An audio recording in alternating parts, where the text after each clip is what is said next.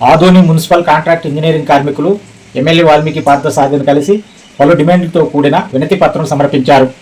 తమను ప్రభుత్వ ఉద్యోగులుగా గుర్తించాలంటూ, సమాన పనికి సమాన వేతనం చెల్లించాలంటూ, ప్రభుత్వ పథకాలు అమలయ్యేలా చర్యలు తీసుకోవాలని, పెరుగుతున్న నిత్యావసర ధరలకు అనుగుణంగా జీతాలు పెంచాలని పలు వినతులతో కూడిన వినతి పత్రాన్ని ఎమ్మెల్యేకి సమర్పించారు. ఆదోని ఎమ్మెల్యే పార్థసారథి మాట్లాడుతూ, తప్పనిసరిగా మీ న్యాయమైన కోరికలను ప్రభుత్వం దృష్టికి, మున్సిపల్ శాఖ మాత్యుల దృష్టికి మీ విజ్ఞప్తులను తెలియజేస్తూ తమ వంతు కృషి చేస్తానంటూ వారికి హామీ ఇచ్చారు. అనంతరం మున్సిపల్ కమిషనర్కి వినతి పత్రం ఇవ్వడం, అలాగే సబ్ కలెక్టర్కి వినతి పత్రం ఇవ్వడం జరిగింది. ఈ సందర్భంగా ఆదోని మున్సిపల్ కాంట్రాక్ట్ ఉద్యోగుల యూనియన్ నాయకులు వీరా సాహెబ్ మాట్లాడుతూ, రాష్ట్ర మున్సిపల్ కార్మిక యూనియన్ ఆదేశాల మేరకు మా యొక్క న్యాయమైన కోరికలు తీర్చాలంటూ ఆ విషయాలపై స్పందించి తగు చర్యలు తీసుకుని ఎడల రాష్ట్ర కార్మిక సంఘం ఆదేశాల మేరకు సమ్మెకు వెళ్ళటానికి కూడా వెనకాడబోమని వారు ప్రభుత్వాన్ని హెచ్చరించారు.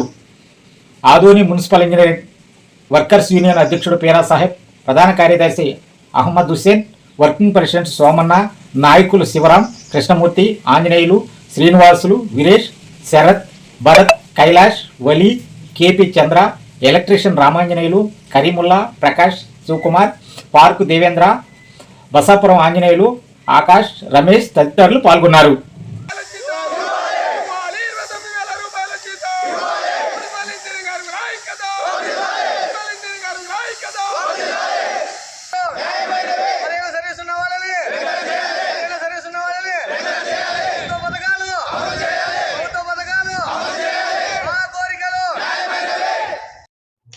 సార్, ఈ సందర్భంగా మీ ముందు వాళ్ళు ప్రధానంగా ఒక 4 డిమాండ్లు మీకు అభ్యర్థిస్తున్నారు సార్. ఇంతకు ముందు మిమ్మల్ని కలిసినప్పుడు మీ దగ్గర నుంచి ఒక హామీ తీసుకున్నారు అని విన్నాము.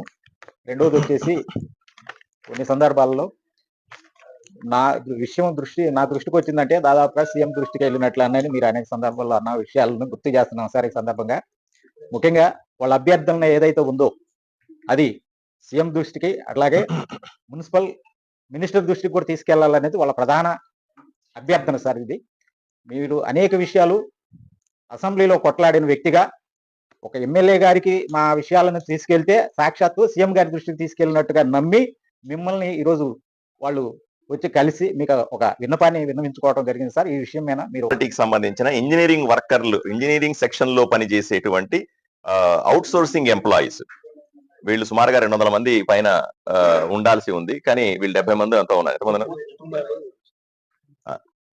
సుమారుగా 96 మంది ఉద్యోగస్తులు ఆదోనిలో మాత్రం ఉన్నారు. ఇలాగే రాష్ట్ర వ్యాప్తంగా ప్రతి మున్సిపాలిటీలో కూడా 100